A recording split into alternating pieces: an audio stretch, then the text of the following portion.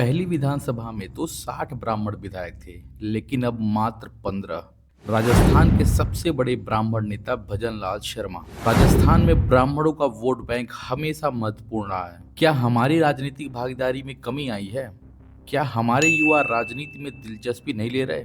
हमें समाज में अपनी खोई हुई पहचान को पुनः स्थापित करना है।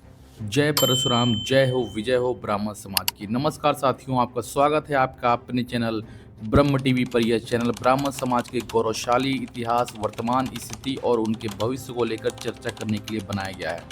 साथियों, जैसा कि मैंने पहले भी बताया था, हम देश के सभी राज्यों में ब्राह्मणों की स्थिति पर चर्चा करने वाली एक सीरीज चला रहे हैं। पिछला वीडियो आपने देखा होगा जिसमें हमने उत्तर प्रदेश और बिहार राज्य में ब्राह्मण की राजनीतिक स्थितियों के बारे में बता चुके हैं और अब हम राजस्थान राज्य के बारे में विस्तार से बात करेंगे। राजस्थान जो एक ऐतिहासिक और सांस्कृतिक धरोहर से संपन्न राज्य है, यहाँ के ब्राह्मण समाज का भी महत्वपूर्ण स्थान रहा है।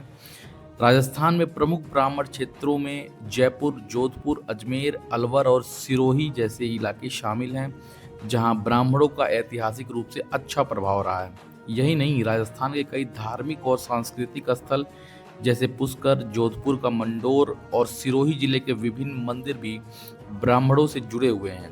राज्य में कुल 4.5 करोड़ से अधिक मतदाता हैं, जिनमें ब्राह्मण समुदाय का योगदान लगभग 10% है। राजस्थान में करीब 30 विधानसभा सीटें ऐसी हैं जहां ब्राह्मण मतदाता निर्णायक भूमिका में होते हैं।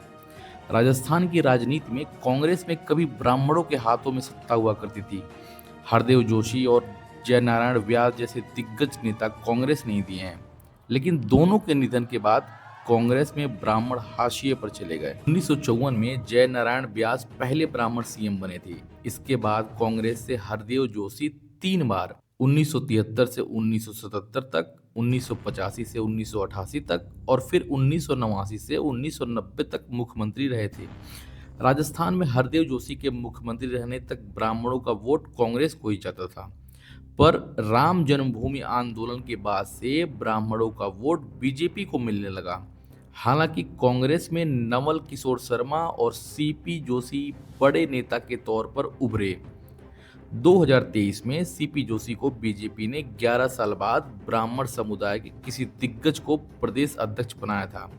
इससे पहले 2009 से 2013 के बीच अरुण चतुर्वेदी बीजेपी के पार्टी अध्यक्ष थे।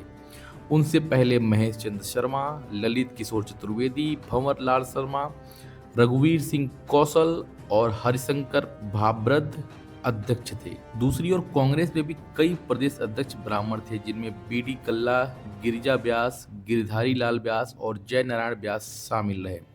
राजस्थान में परंपरागत रूप से ब्राह्मण समुदाय कांग्रेस का वोटर रहा है, लेकिन हिंदुत्व और भाजपा के उभार के साथ इस समुदाय ने भी अपना पाला बदल लिया। पिछले कुछ चुनावों से यह समुदाय मुख्य रूप से भाजपा को वोट कर रहा है। वर्तमान समय में राजस्थान के सबसे बड़े ब्राह्मण नेता के रूप में भजनलाल शर्मा का नाम आता है, जो कि दिसंबर 2023 से राजस्थान के 14वें मुख्यमंत्री के रूप में कार्यरत हैं। वह 16वीं राजस्थान विधानसभा के सदस्य हैं और सांगानेर निर्वाचन क्षेत्र का प्रतिनिधित्व करते हैं। आज की तारीख में राजस्थान के बीजेपी और कांग्रेस दोनों दलों में प्रमुख ब्राह्मण नेता सक्रिय हैं, जिनमें रामेश्वर डूडी कांग्रेस से और राजेंद्र राठौर बीजेपी से शामिल हैं। इन नेताओं का ब्राह्मण समाज के बीच अच्छा प्रभाव है और ये पार्टी की नीतियों को ब्राह्मणों के हित में बदलने का प्रयास करते हैं। राजस्थान की ब्यूरोक्रेसी, पुलिस और शिक्षा क्षेत्र में देखें तो यहाँ ब्राह्मण समाज का दबदबा अभी भी कायम है। लेकिन अब हम आपसे राजस्थान के कुछ ऐसे गंभीर तथ्य रखने जा रहे हैं जिससे रूबरू होना आपके लिए बेहद जरूरी है। राजस्थान की पहली विधानसभा में 60 ब्राह्मण विधायक थे, लेकिन वर्तमान में ये संख्या घटकर मात्र 15 रह गई है। यह एक गंभीर और चिंताशील विषय है जो हमारे समाज के घटते राजनीतिक प्रभाव और एकजुटता की कमी को उजागर करता है। पिछले 3 विधानसभा चुनावों में ब्राह्मण विधायकों की संख्या 15 से 17 के बीच सिमटी हुई है, जो इस बात का स्पष्ट संकेत है कि समाज के भीतर राजनीतिक जागरूकता और संगठनात्मक मजबूती की कमी हो रही है। साथियों, हमें इस पर गंभीरता से विचार करना होगा कि यह स्थिति क्यों पैदा हुई और इसके पीछे कौन कौन से कारण जिम्मेदार हैं। क्या हमारी राजनीतिक भागीदारी में कमी आई है? क्या हमारे युवा राजनीति में दिलचस्पी नहीं ले रहे हैं, या फिर समाज के भीतर आपसी मतभेद और एकता की कमी इसके पीछे का मुख्य कारण है। अब समय आ गया है कि हम इन सवालों के जवाब ढूंढें और एक ठोस रणनीति के तहत समाज को इस स्थिति से बाहर निकालें। साथियों, ब्रह्म टीवी इसके लिए कुछ समाधान लेकर आया है जिससे कि ये सभी समस्याएं दूर हो सकती हैं। चलिए फिर शुरुआत करते हैं। सबसे पहले ब्राह्मण युवाओं को राजनीति में अपनी पहचान बनाने के लिए प्रोत्साहित करना जरूरी है। ब्राह्मण समाज के बुद्धिजीवी और सामाजिक रूप से जागरूक लोग राजनीति में आकर समाज का नेतृत्व करें। हमने देखा है कि ब्राह्मण समाज में बहुत से संगठन और संस्थाएं हैं, लेकिन सभी अलग अलग तरीके से काम कर रहे हैं। तो किसी भी माध्यम से उन सभी संस्थाओं और संगठनों को एक मंच पर लाने का प्रयास करना है।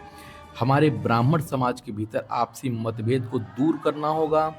ब्राह्मण समाज के युवाओं को उच्च शिक्षा और प्रतियोगी परीक्षाओं के लिए प्रोत्साहित करना होगा।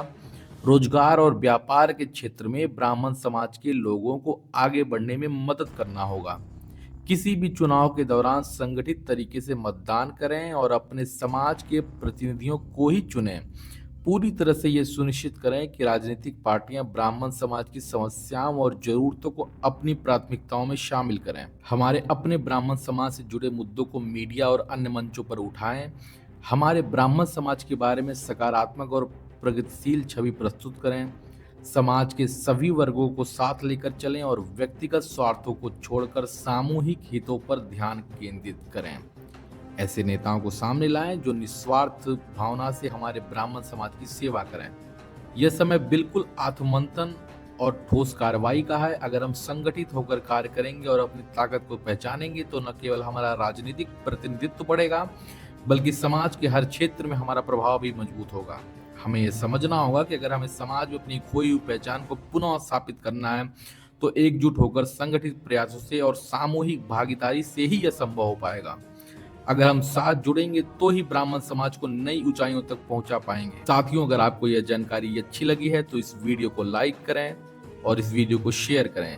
चैनल को सब्सक्राइब करना ना भूलें। आपके विचार हमारे लिए बेहद मूल्यवान है। कमेंट करके बताएं कि आपको ये वीडियो कैसा लगा। जय परशुराम, जय हो, विजय हो ब्राह्मण समाज की।